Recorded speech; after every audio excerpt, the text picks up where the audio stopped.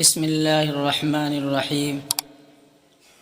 حضور اقدس صلی اللہ علیہ وسلم کا ارشاد ہے کہ جنت میں جانے کے بعد اہل جنت کو دنیا کی کسی چیز کا بھی قلق و افسوس نہیں ہوگا بجز اس گھڑی کے جو دنیا میں اللہ کے ذکر کے بغیر گزر گئی ہو۔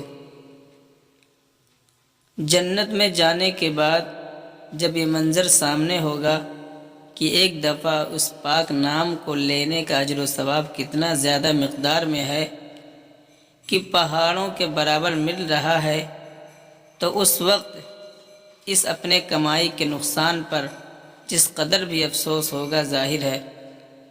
ایسے خوش نصیب بندے بھی ہیں جن کو دنیا ہی بغیر ذکر کے اچھی نہیں معلوم ہوتی۔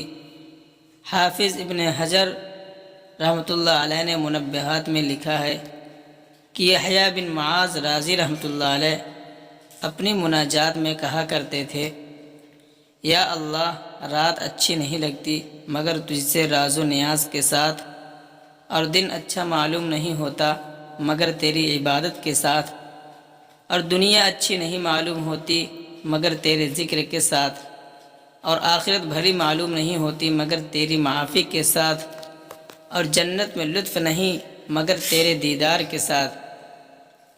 حضرت سری رحمۃ اللہ علیہ فرماتے ہیں کہ میں نے جرجانی رحمۃ اللہ علیہ کو دیکھا کہ ستو پھانک رہے ہیں۔ میں نے پوچھا، یہ خشک ہی پھانک رہے ہو؟